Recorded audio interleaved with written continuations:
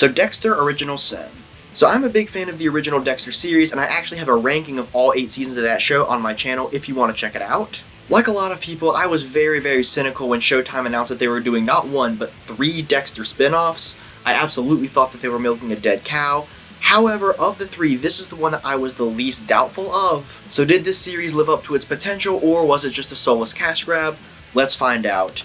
Also, because it's been so much time since this series aired, I'm going to give a full spoiler warning. I will be spoiling the entire series as well as the original Dexter series. You've been warned. Let's start with the plot. So the best thing kind of about the plot is that this show feels like Dexter on an aesthetic level.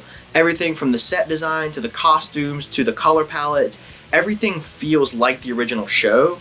It very much captures that Miami vibe. As for the first episode, the thing that stuck out to me is how well cast this series is. I especially really love Patrick Gibson and Christian Slater. I also like how instead of just recreating flashbacks from the original series, this series kind of provides context to those flashbacks and expands upon them. However, Deb in this episode is very annoying. I get she's supposed to be a teenager, but her whole teen angst just feels very overblown. I really like the way that episode 2 kind of explores Dexter's social awkwardness and his isolation, and how he kind of learns to fit in over the course of the episode. However, the bit where he brings donuts to the police station definitely feels a little bit prequel-y. Also, the drama between Deb and Harry about Harry's diet just feels like it's there to pad the runtime. And lastly, the exposition dump about the kid who was killed by the cartel boss definitely feels a little bit lazy. As for episode 3, I actually really like the flashbacks that depict the relationship between Harry and Laura Moser. Their relationship actually feels really organic, and I found myself way more invested in it than I thought I would. However, the scene where LaGuerta explains that no one would care if a child of color went missing felt very preachy, especially when you consider that Harry's partner is African American. And while I get that Dexter is supposed to be new at killing, I do still think he'd be smart enough to not attack the loan shark without a weapon of some sort. I also find it very hard to believe that the Highlight Stadium doesn't have security cameras or anything. However, something that this episode does very well is build the relationship between Dexter and Debra. It very much feels like their relationship from the original series. Episode 4 is where Deb started to get really annoying. I get that she's supposed to be a teenager, but she is just way too whiny. It feels super unrealistic that she would give her address to a complete stranger. However, this is where the actress who plays a younger version of LaGuerta really started to click for me. She very much captures kind of that ambitious and impersonal vibe that the original actress had. Episode 5 also does a really good job building the relationship between Dexter and Debra. This is where the chemistry between Patrick Gibson and Molly Brown really started to click. The scene of them bonding over pizza was really good. I also like how they're able to bond over their grief for their mother. Dexter, in a way, misses his mother because she saw good in him. And like I said before, this episode does a great job building the relationship between Laura and Harry. You 100% understand why they'd be attracted to each other.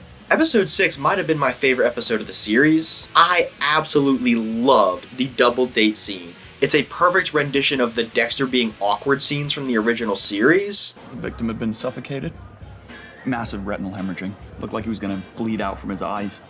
Edema made his face swell up like a balloon, and his upper torso was completely blue due to cyanosis.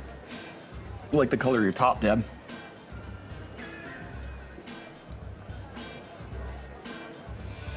I also kind of like the way that this episode plays a role in Dexter's origin, as this is where he officially becomes a serial killer. I also love the tension in the scene where Laura gets taken to the shipyard. I like how it kind of messes around with the fans' expectations because we don't know if this is when she's going to meet her fate or not. And I know I've said this before, but I really like the way that the entire subplot with Laura was executed, because we as fans know that it ends in a terrible, tragic, disturbing place, but at the same time we find ourselves oddly invested in it. There's this sense of dread in every scene that she's in because we know that there's no way it's going to end happily. As for episode 7, I find the scene where Dexter feeds the arm to the alligator to be a little bit contrived. I mean, there were dozens of people at that crime scene and no one saw him throw the arm into the water. Really? I also very much saw it coming that Patrick Dempsey was going to be the bad guy, so it wasn't really a surprise. As for episode 8, the bit where Dexter loans the boat from Camilla does feel a little bit prequel-y.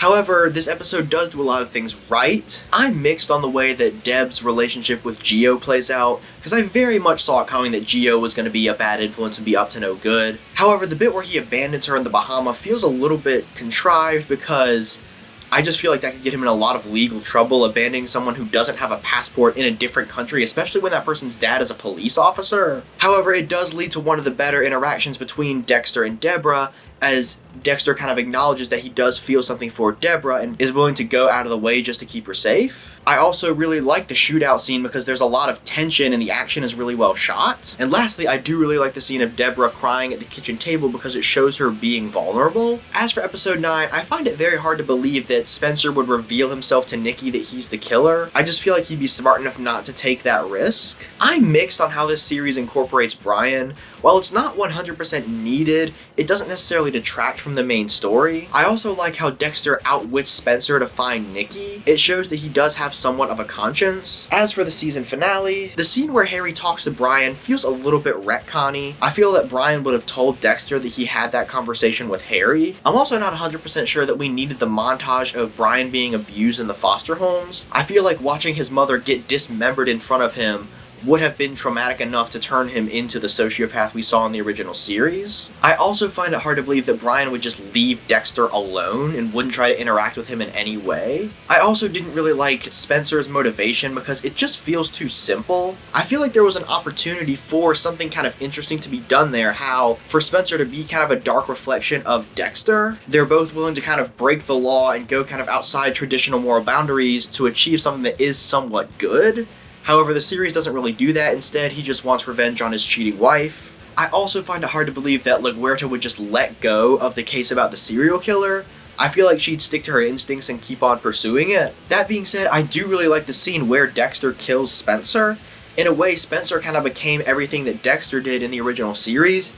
He failed as a father, he failed as a husband, and eventually he let his darker side take control of him and ruin his life. Let's move on to the characters. I really like the way this show characterizes Dexter. They perfectly managed to capture the awkward but endearing character from the original. Patrick Gibson does a really good job capturing the nuances of Michael C. Hall's performance, but at the same time making this version of Dexter his own. I also really like the chemistry that he has with Christian Slater and Molly Brown. Christian Slater as Harry is kind of the standout for me. He doesn't really look anything like James Remar, but at the same time he captures that energy of a broken man trying to do the right thing, but really failing in a lot of ways. I also really like the way the show depicts his relationship with Dexter.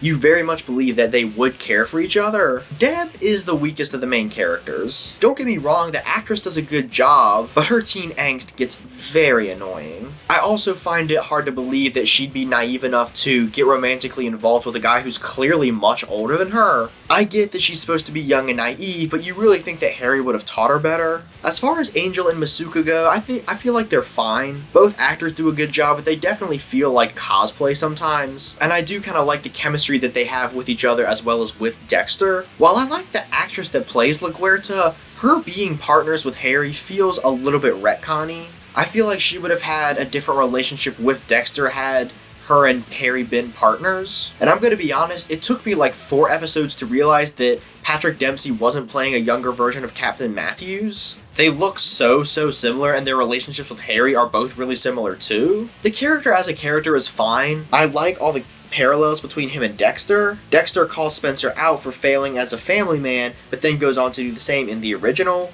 And like I said before, I thought his motivation was a little bit weak. Lastly, this series has absolutely no idea what to do with Sarah Michelle Gellar. When they first announced that she'd be in this series, I'm gonna be honest, I thought she'd be the villain. Her character doesn't really do much, and they've kind of wasted Sarah Michelle Gellar's return to television. So overall, I did really like this series. I feel like it perfectly captures the original vibe of the original Dexter series. The casting is spot on, the characters are well written, and the story is engaging.